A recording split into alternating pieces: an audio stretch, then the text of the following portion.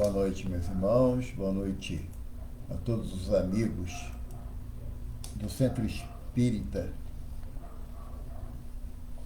do Centro de Estudos Espíritas Fraternidade de Itaipuaçu. Nós estamos iniciando aqui a nossa gravação, a nossa live, onde iremos abordar mais um tema da doutrina espírita, baseado no Evangelho segundo o Espiritismo. E nós estamos iniciando aqui uma transmissão a fim de começar a nos situar, né, para a exposição do tema que nós nos comprometemos a fazer, né? Estão chegando, boa noite, aqueles que estão chegando, e esperamos, sinceramente, que a gente possa atender aquilo que o Sr. Allan Kardec coloca para nós no no Evangelho no Espiritismo, a fim de nós aprendermos um pouco mais sobre o estudo, o capítulo 19, que trata da fé transporta montanhas. Então, estou tentando aqui, vou me acertando devagarzinho, porque eu ainda não sei compartilhar ainda essa página não, mas a gente vai aprendendo, né? Boa noite, Alessandra, Reinalda, os amigos do irmão Átmos, lá de Maricá, né, na pessoa da Maristela. A gente sempre fica feliz. O Ernesto também tem nos auxiliado bastante. E nós vamos, às 19 horas, nós vamos ler uma página e a seguir vamos fazer uma prece de iniciação para que a gente possa iniciar então o nosso estudo na noite de hoje.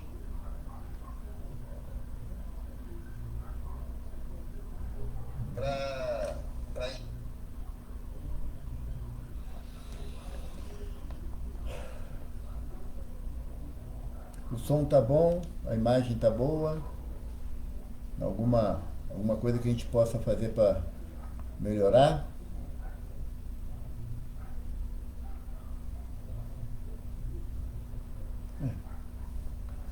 Quem cala consente. Agora vocês vão ter que aturar, né? Mas eu não posso fazer muita coisa por vocês, não.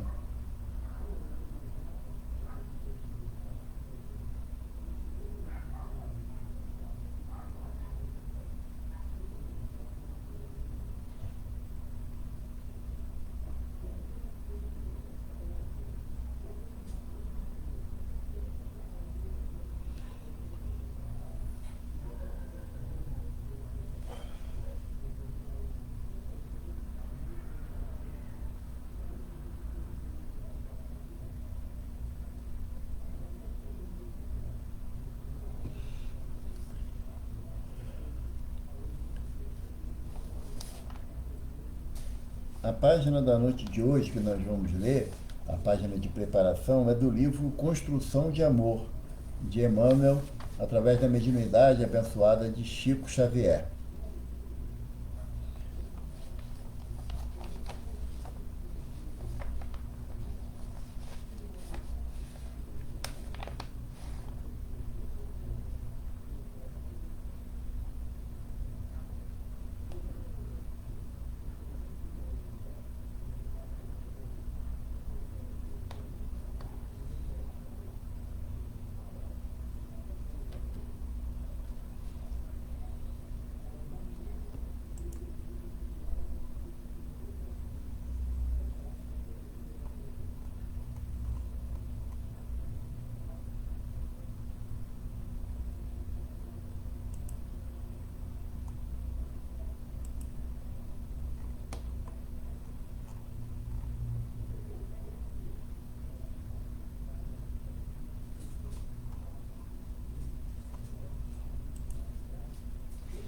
Bom, então vamos ler a nossa página de preparo da noite de hoje, do livro Construção de Amor, de Emmanuel, através da mediunidade Francisco Cândido Xavier. O título é A Semente de Mostarda. Se tiverdes fé do tamanho de um grão de mostarda, assim falou o Senhor, importante indagar por que não teria o mestre recorrido a outros símbolos, Jesus poderia ter destacado a grandeza da fé buscando quadros mais sugestivos: a beleza do Hermon, a poesia do lago de Genezaré, o esplendor do firmamento galileu, a riqueza do templo de Jerusalém. Todos esses primores da paisagem que o circulava ofereciam temas vivos para a exaltação da sublime virtude.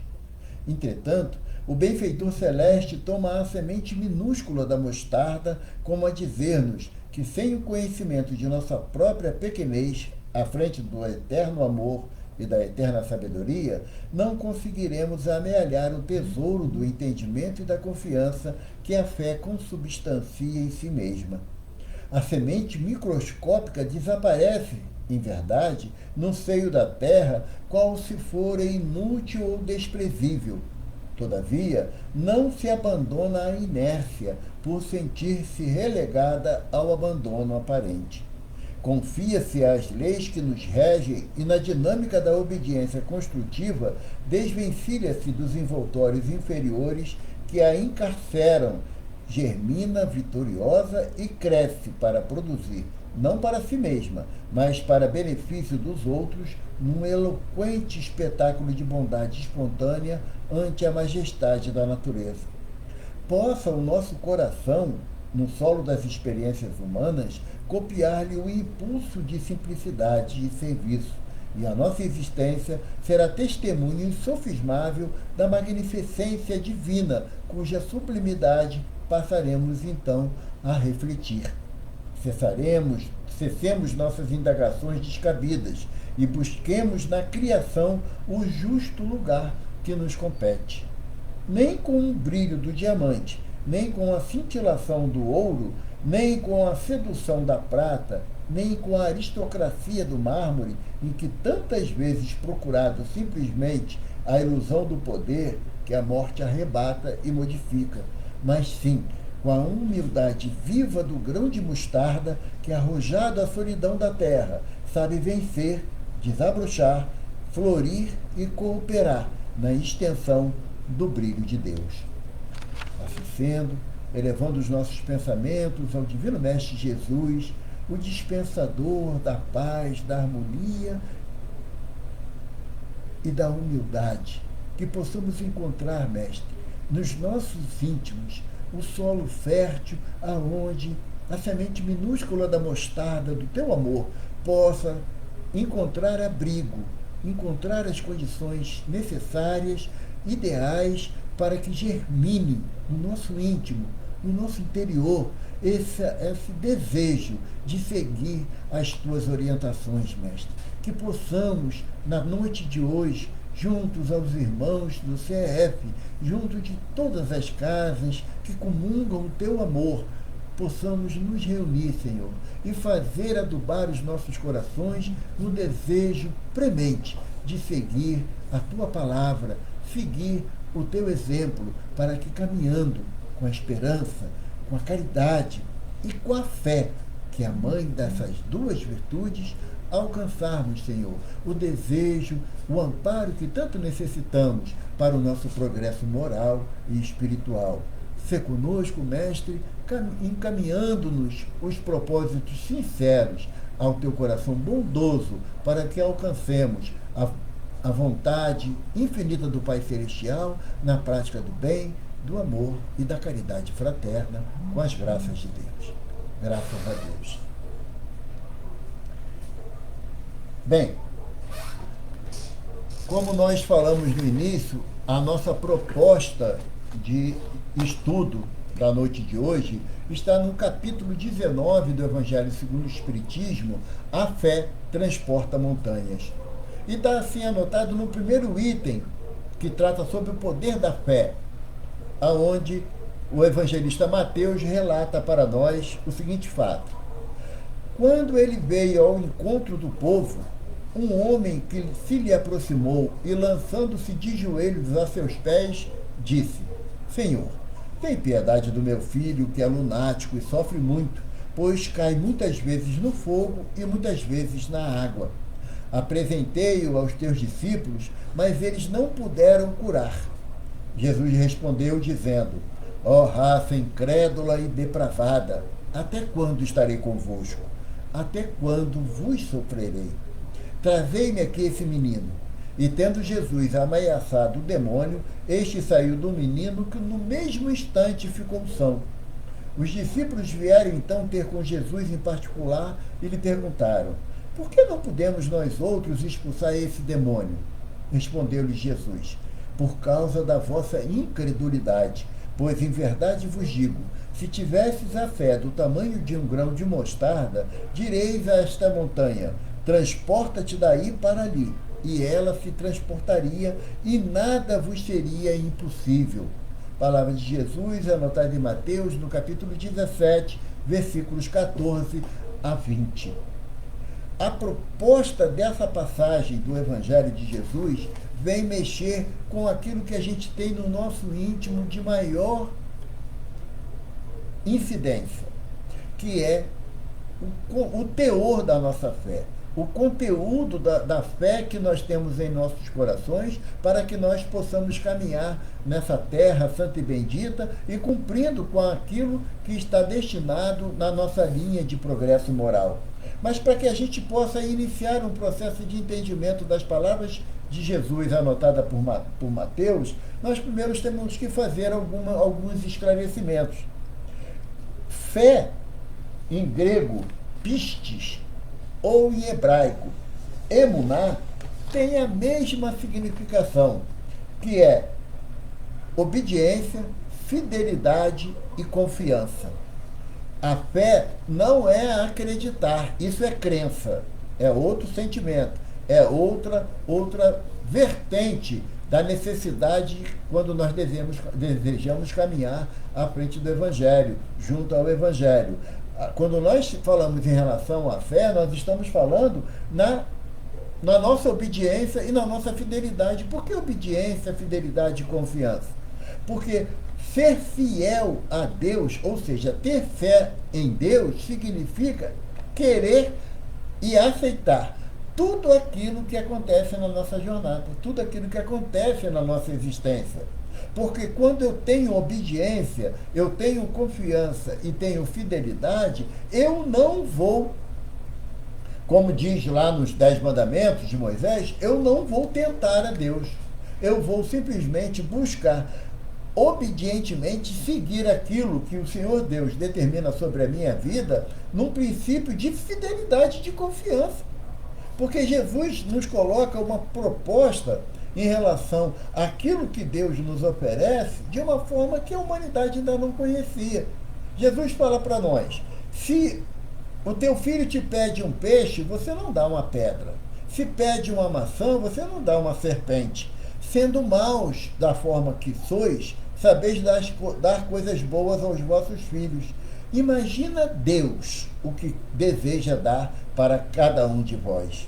Essa proposta de Jesus já nos coloca numa questão, numa visão de entendimento, que tudo que vem de Deus é necessário, é bom e há de produzir um efeito de progresso moral na minha existência.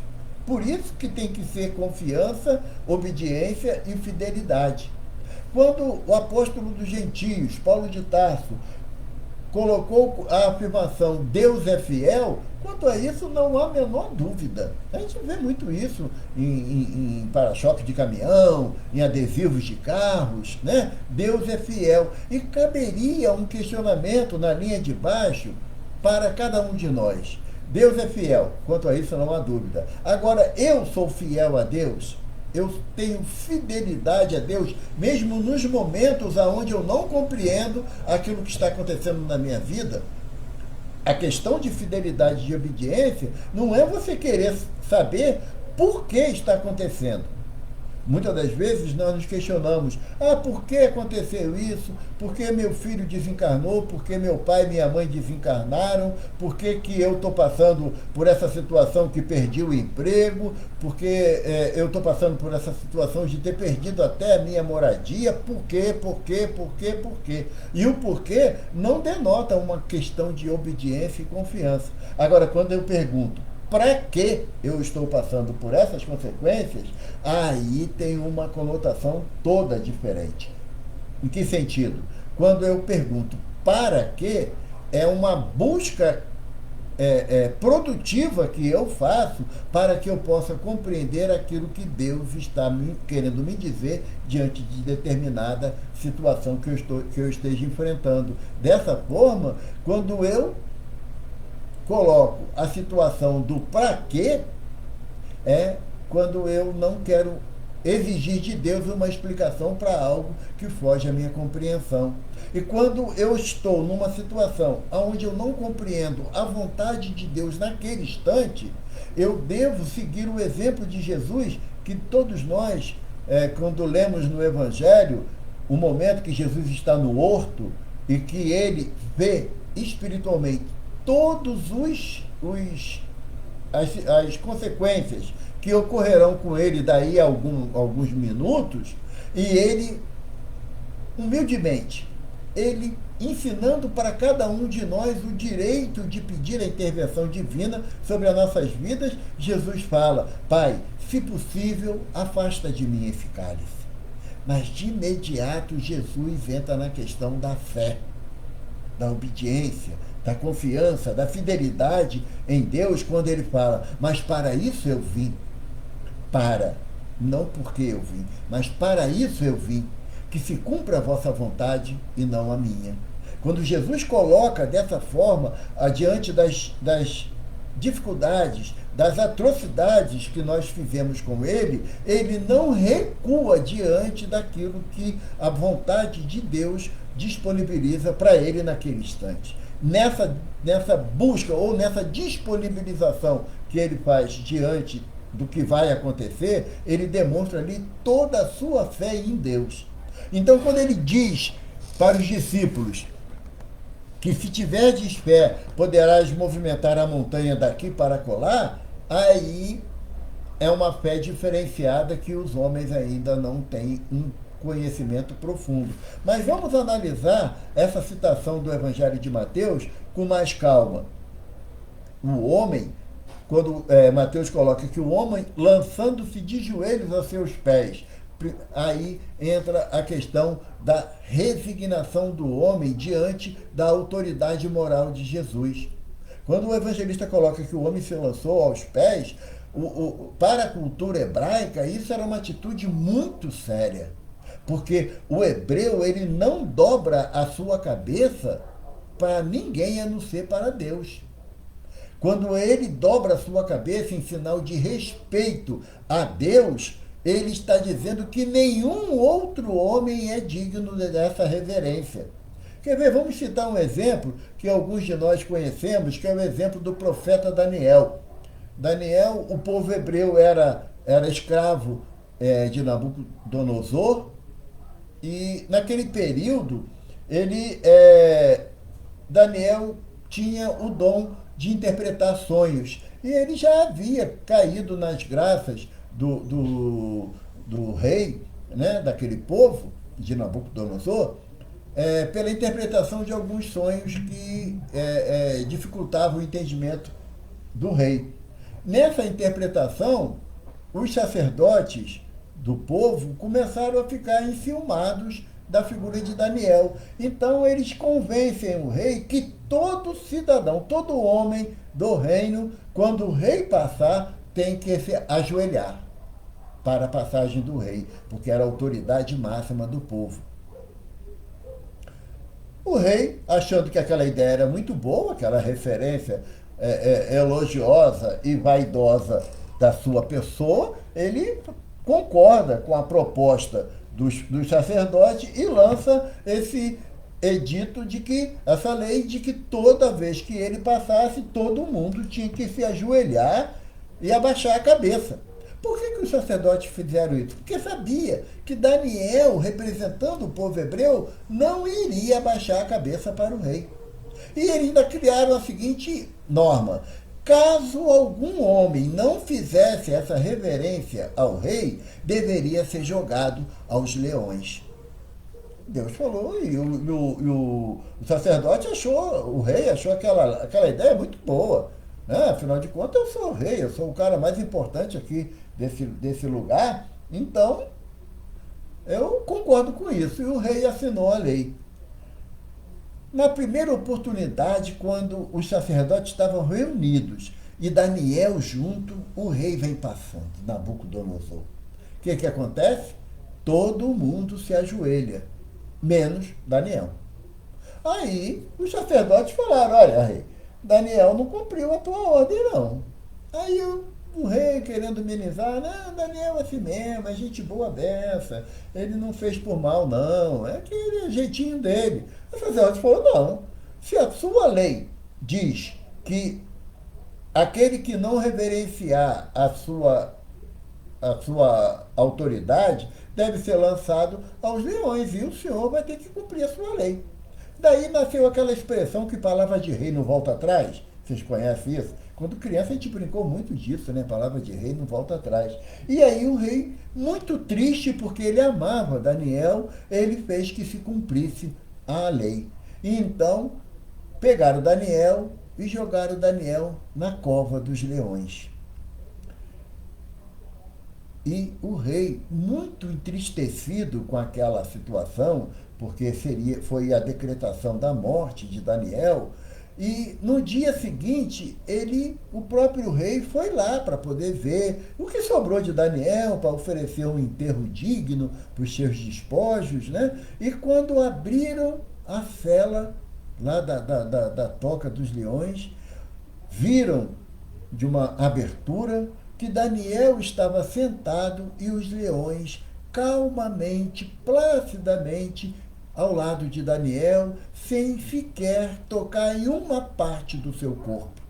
E o rei, muito abismado daquilo, né, mandou rapidamente que Daniel saísse da cova dos leões, que viesse para fora. E Daniel afagou carinhosamente a cabeça do leão mais próximo, um leão africano, violentíssimo, e saiu mansamente da toca dos leões. Ao sair, os sacerdotes falaram, não, está tudo errado. É que era para deixar os leões com fome. Deram muita carne para o leão antes de cumprir a tua ordem, rei, e por isso que Daniel não morreu. Aí o rei falou, bom, se botaram muita carne para os leões, e por isso o leão não comeram Daniel, então fazer o seguinte, eu vou botar vocês lá dentro. E jogou os 5 sacerdotes dentro da cova dos leões. E aí a gente já imagina o que aconteceu. Né? Foi aquela gritaria e aquela morte horrível dos sacerdotes. Porém, Daniel, ao não baixar a cabeça para o rei, como era a lei, ele foi fiel a Deus, teve fé, teve fidelidade a Deus e não dobrou a sua cabeça para outro homem ou para outro Deus, senão o Deus de Isaac, Deus de Jacó e Deus de Abraão. É por isso que quando o evangelista diz que o homem, lançando-se de joelhos a seus pés, demonstra o respeito que o homem tem à figura de Jesus, reconhecendo nele o Messias, o Cristo, o Filho de Deus vivo, como Pedro respondendo a um questionamento de Jesus, Pedro, inspirado pelos planos elevados, pela espiritualidade superior, relata, tu és o Cristo, o Filho de Deus vivo. Então, quando o evangelista coloca isso, tem uma conotação muito séria em relação à forma como o homem se postou diante de Jesus. E ele chama Jesus de Senhor. É um título que hoje para nós é comum nos referirmos a alguém como senhor, senhora. Foi assim que nós fomos educados na nossa infância pelos nossos pais. Mas naquela época não era comum chamar o outro de senhor ou de senhora. Era homem e mulher. O tratamento mais comum era esse. Mas o homem diz, Senhor, tem piedade do meu filho. Por que o homem diz que Jesus tenha piedade do seu filho? Qual é o atributo que o homem via em Jesus para que Jesus tivesse todas essas possibilidades? As notícias acerca dos prodígios de Jesus corria toda a Judéia. corria mais, como diz Humberto de Campos, né, mais do que polvilho de pólvora, né, rastilho de pólvora. Por quê? Porque o que a gente usa muitas das vezes, desculpa um parêntese que eu vou fazer, mas quando você quer que uma notícia ruim ela chegue logo aos mais diversos cantos, você conta para aquela criatura que tem uma dificuldade enorme de guardar segredo. Não é assim que a gente faz? Ah, fulano é igual rastilho de pólvora, acende aqui, vai estourar lá embaixo. E assim também são as comunicações. Aquela época, por incrível que pareça, vou falar uma coisa que talvez vocês não saibam, mas naquela época não tinha Facebook, não tinha Instagram, não tinha Twitter, WhatsApp nem pensar, nem pensar. Olha que dificuldade deles de se comunicarem. Eles tinham um único meio de comunicação, era a tradição oral. Via o fenômeno, um falava para um, que falava para outro, que falava para outro, e assim foi no transcorrer do progresso da humanidade até chegarmos à era da comunicação cibernética que nem nós estamos. Então, para o homem, não era novidade o que ele pedia a Jesus, e sabia, confiava, tinha fé que Jesus poderia resolver aquela questão em relação ao seu filho, que ele coloca que é lunático e sofre muito, pois cai muitas vezes no fogo e muitas vezes na água. O que essa expressão quer dizer? Cai muitas vezes no fogo e muitas vezes na água. É típico do irmão, da pessoa que passa por um processo de subjugação, de obsessão, como o senhor Allan Kardec nos coloca, que a obsessão tem 3 fases: a obsessão simples, a fascinação e a subjugação.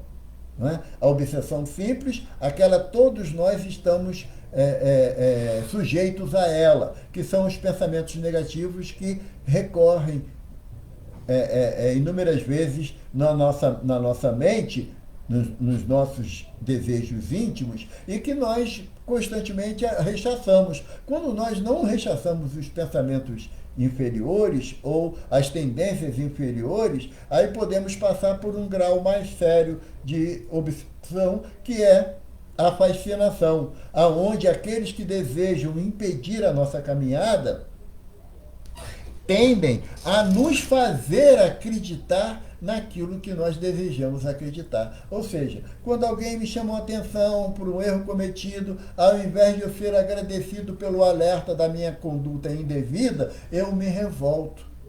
Eu fico chateado com aquela pessoa e, na realidade, eu começo a pensar uma série de consequências ruins para aquela pessoa em função de ter me chamado a atenção.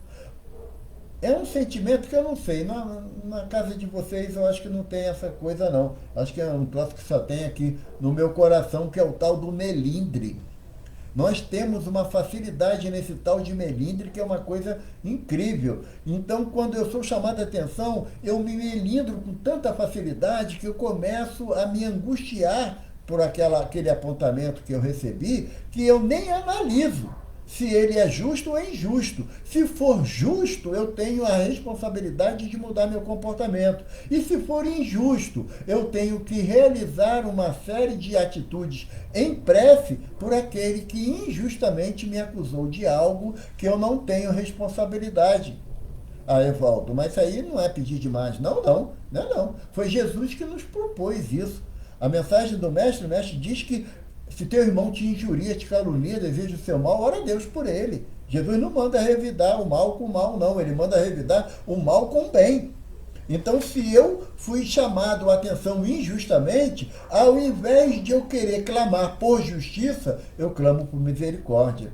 E o homem, quando o homem diz que o filho é lunático e é jogado na água e no fogo constantemente, está fazendo uma associação da inconstância da sua realidade, inconstância da sua lucidez.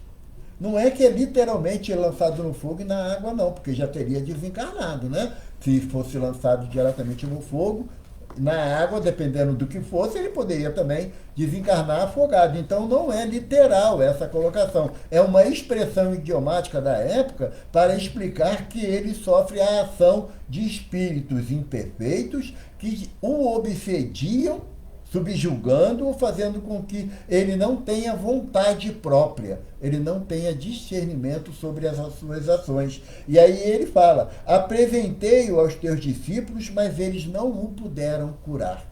Por quê? O que muitas das vezes nos impede de agir em benefício do semelhante? A dúvida. A dúvida. Quando a dúvida é o oposto da fé. A fé é confiança, a dúvida é falta de. E os discípulos, ao tentarem auxiliar aquele homem, ficaram mais com medo do rapaz do que propriamente com o desejo de libertá-lo através da ação, da determinação. No caso nosso, né, do nosso entendimento da mediunidade, de determinar ao espírito que cesse aquela ação em função da necessidade da caridade ao semelhante. Então, como eles duvidaram da sua palavra, da sua ação magnética e energética, o espírito não conseguia resolver, não aceitava se afastar daquele irmão. É o caso que nós vemos quando nas reuniões mediúnicas, até no filme do Divaldo, para quem assistiu o filme do Divaldo, lembra de uma cena que apresenta uma reunião de desobsessão, aonde o esclarecedor ou o dialogador, ele apontando para o espírito a necessidade da transformação moral. E o espírito questiona, que se é bom, por que ele não faz a transformação moral dele também? Por que ele não pratica aquilo que ele está propondo ao espírito? E em determinado momento, a irmã que dirige aquela reunião pede licença ao dialogador e simplesmente oferece o que para o espírito? Palavras de reprimenda, ordens abusivas, imposições de ideia? Não, ela oferece o amor, o carinho, o respeito àquela entidade. E quando a entidade, o espírito percebe que não está sendo ali mais agredido, ofendido, apontado os seus erros, mas sim amparado na sua dor, ele aceita e cessa a ação sobre aquele companheiro. Então, assim também, os discípulos, por não compreenderem essa ação de Jesus, não compreenderem como deveriam atuar sobre aquele espírito, não conseguem afastar aqueles obsessores daquele jovem. E aí Jesus coloca então palavras duras, né? Ó raça incrédula e depravada, até quando estarei convosco? Jesus não está falando isso para aquele momento, para só apenas para os discípulos ou para o povo que estava ao redor. Não, gente. Jesus está falando isso ainda hoje para todos nós. Nós ainda somos essa raça incrédula e depravada. Porque é a raça humana, é a humanidade terrestre, que ainda habita nesse globo necessitado do seu progresso moral, que é um progresso moral constante e infinito. Jesus está nos chamando a atenção para que nós possamos observar os seus ensinamentos, observar a sua conduta. Não querer fazer porque está vendo o outro fazer, não. É simplesmente uma questão de ação moral, de decisão moral, de buscarmos, junto ao Evangelho de Jesus, o conhecimento que nos favorecerá a auxiliar aqueles que chegarem até nós. E continua o mestre: até quando vos sofrerei? O que Jesus está colocando aqui como sofrimento? Não é o fato de ele estar perto da gente, espírito ainda inferior, né, da terceira classe, né, espíritos inferiores. Não é isso não que Jesus está falando, não. É que até quando Jesus vai sofrer com as nossas vibrações negativas de desconfiança, de dúvida, de falta de fé, de falta de credibilidade na sua palavra. Aí entra a crença, de acreditar. Nesse ponto entra a crença, porque Emmanuel coloca para a gente, lá na pergunta 354 do Consolador, quando ele define fé, ele fala assim: conseguir a fé é alcançar a possibilidade de não mais dizer eu creio, mas afirmar eu sei. Quando você já está imbuído de fé, você não precisa dizer, você acredita no plano espiritual? Não, eu não acredito. Como assim tu não acredita? Você não é espírita? Eu sou espírita. Você não acredita no plano espiritual? Não, não acredito. Eu sei que tem. Eu sei perfeitamente que o plano espiritual é uma realidade, não é, para mim, não é mais dúvida. Você acredita na reencarnação? Não, não acredito na reencarnação. Mas como é uma das bases da doutrina espírita é a reencarnação. Eu não acredito na reencarnação. Como assim? Eu sei que a reencarnação é uma lei de Deus. É a misericórdia de Deus agindo sobre cada um de nós aqui no plano Terra, favorecendo a oportunidade do recomeço. Então há uma grande diferença entre acreditar e saber. E a fé me proporciona o saber. Eu sei que Jesus é o guia e modelo da humanidade. Eu não acredito nisso, eu sei. Porque não existe outro que possa pontuar para mim um roteiro seguro de caminhar para que eu possa alcançar os planos espirituais que eu almejo, que eu desejo no meu íntimo. Então eu sei que Jesus é o guia e modelo da humanidade. Eu não acredito. A crença, ela tem que dar lugar ao conhecimento, ao saber. E só a fé que nos proporciona isso, como diz Emmanuel, que Emmanuel diz que ter fé é guardar no coração a luminosa certeza em Deus. A luminosa, olha que frase bonita, né? A luminosa certeza em Deus. Isso que é ter fé. É uma definição de Emmanuel, de 3 parágrafos, que ele fala assim no terceiro parágrafo. Traduzindo a certeza na assistência de Deus, ela, a fé, exprime a confiança que sabe enfrentar todas as lutas e problemas com a luz divina no coração. E significa a humildade redentora que edifica no íntimo do espírito a disposição sincera do discípulo relativamente ao faça-se no escravo à vontade do Senhor. Isso é ter fé. É essa fé que Jesus anseia que nós tenhamos no nosso íntimo, para que ela, mesmo sendo do tamanho de um grão de mostarda, ela seja capaz de transformar um momento de montanhas de angústias na certeza de que nós não estamos desamparados. Aí Jesus fala para o pai, né? Trazei-me aqui esse menino. Porque traz. A gente tem que ir até Jesus. A gente não pode ficar esperando indefinidamente Jesus vir até mim, porque eu não estou com muito tempo para pensar nessas coisas de Jesus, não, sabe? Quem sabe se ele chegar aqui na minha porta, bater na minha porta, aí, poxa, eu até abro a porta para ele entrar. Não. Nós temos que ir, trazei-me aqui esse menino, é a proposta de Jesus. E Jesus quer que nós possamos ir até a ele para sermos beneficiados pelo seu amor. Beneficiados pela fé que ele quer que nós tenhamos. Porque no texto, se eu não me engano, de Marcos, nesse mesmo relato, Marcos diz que o homem fala assim, Jesus fala assim para ele, se tiverdes fé, é possível seu filho se libertar. E o homem coloca assim, Senhor, tão pouca é minha fé, mas tu podes robustecê-la. Olha só a humildade desse pai de família diante de Jesus. Representa e deveria representar todos nós diante das nossas dores, todos nós levarmos até a Jesus na confiança, na certeza de que ele tem o auxílio para me ajudar. Não a solução do meu caso, essa depende de mim, mas o auxílio para que eu possa encontrar a saída para aquela dificuldade que eu estou enfrentando. E aí Jesus fala, quando ele diz, trazei-me aqui esse menino. E tendo Jesus ameaçado o demônio, este saiu do menino, que no mesmo instante ficou são.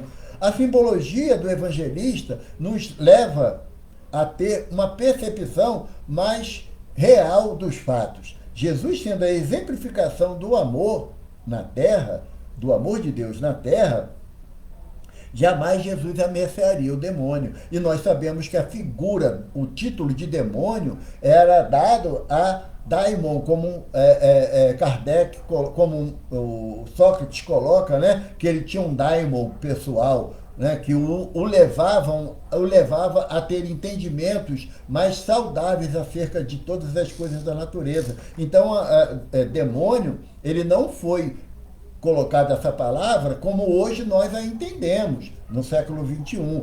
Entendemos? Não. Modificamos o seu conceito. Quando você fala demônio, sempre coloca uma coisa ruim. Né? Aqueles que indevidamente nós chamamos de obsessores. Porque, na realidade, o obsessor de hoje, invariavelmente, foi aqueles que nós ofendemos no passado. Eram nossos amigos, nossos queridos, e que nós magoamos, prejudicamos, ofendemos, abandonamos. Então, ainda não conseguiram nos perdoar do erro cometido. E eles não são algozes, são vítimas. Por isso que coloca aqui que Jesus, o espírito saiu imediatamente do menino e ele ficou são. Por quê? Porque pela proximidade do amor do mestre, todos nós nos modificamos, todos nós estamos nesse momento em busca de Jesus para que tenhamos elevado o nosso sentimento de gratidão a esse mestre incomparável. E aí os discípulos perguntam, por que a gente não conseguiu, Senhor?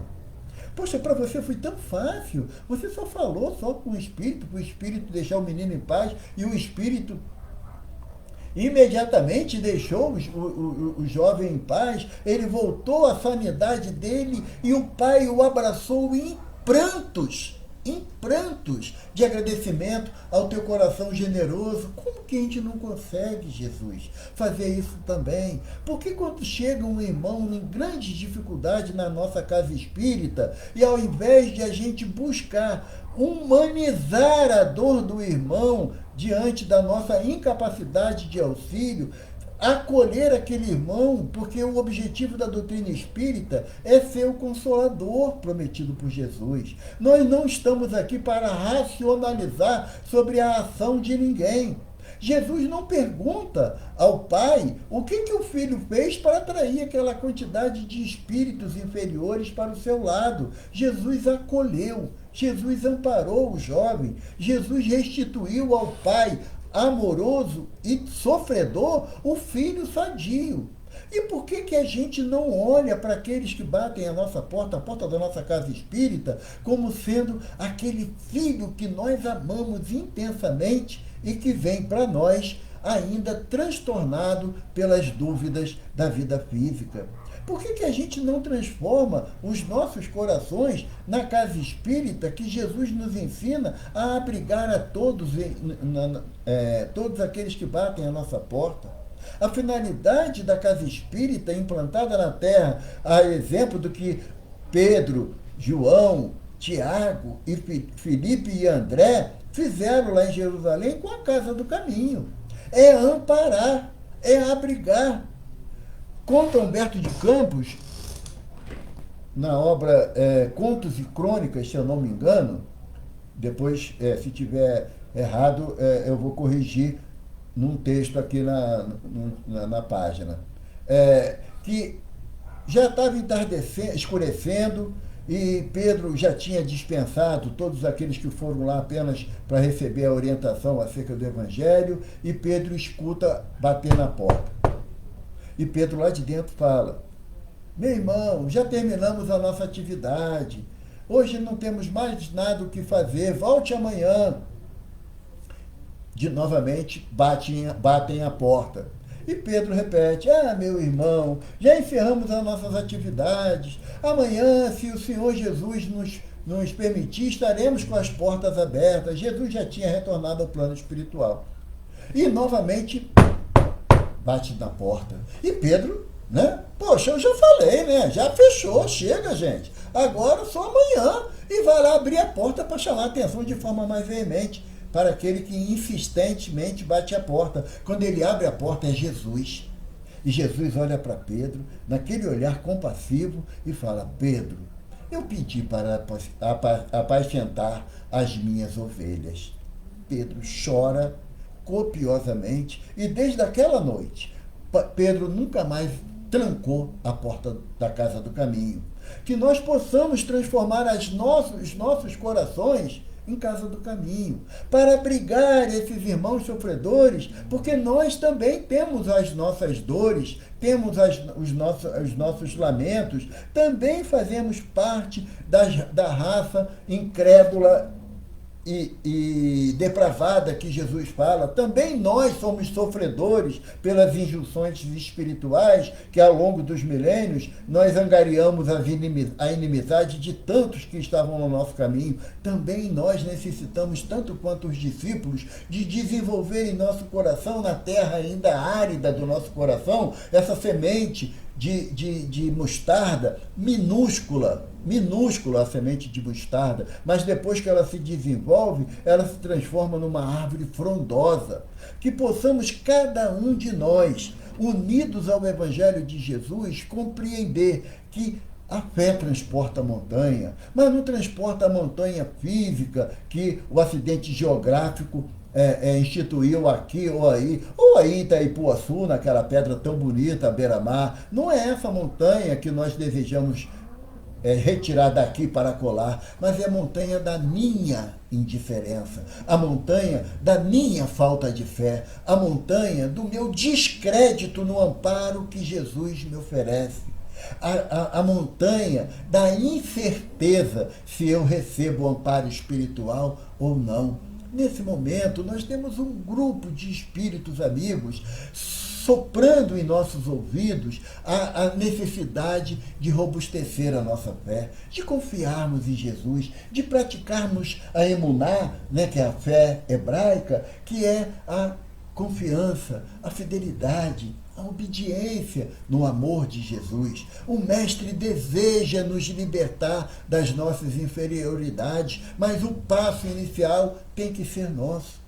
Todos nós caminhamos à luz do Evangelho, mas ainda não sabemos nos abrigar no amor que o Evangelho representa, que é a vontade de Jesus. Todos nós, meus irmãos, aqui reunidos nesse momento, sentindo, como o Ernesto afirmou categoricamente, e não há menor dúvida quanto a isso, sentimos a presença dos amigos espirituais que desejam o nosso entendimento acerca das palavras de Jesus. Jesus fala para os discípulos: crê em Deus? E os discípulos: sim, mestre, cremos no Deus de Abraão, de Isaac e de Jacó. Aí Jesus falou: faça a vontade dele, porque aquele que ainda não cumpre a vontade de Deus trabalha contra o seu irmão, é inimigo do seu irmão. Então todos nós vamos interiorizar no nosso coração o desejo de fazer a vontade do Pai Celestial, que é nos amparar, nos abrigar, nos envolver na doce e frondosa árvore que é o Evangelho de nosso Senhor Jesus Cristo. Muito obrigado pela paciência de vocês, muito obrigado pela atenção de vocês, e eu rogo, nesse momento, aos bons espíritos, aos amigos que nos assistem, que assistem ao Centro de Estudos Espíritas e de Fraternidade de Itaipuaçu, para que todos nós possamos nos unir mais, nos amar mais, como nos propõe o Espírito de Verdade. Espíritas, amai-vos e instruí-vos. Esse é o nosso objetivo. Que a paz, a esperança e a fé nos envolva hoje e sempre com as graças de Deus. Graças a Deus. Nesse momento, com a permissão dos irmãos, vou fazer a prece de encerramento e elevar sempre os nossos pensamentos ao Divino Mestre, que muito nos ama e deseja a nossa aproximação. Fechamos os nossos olhos e visualizamos aquele lago de Genezaré, a lua prateando as águas mansas e as ondas que beijam silenciosamente a margem pedregosa do lago de Genezaré.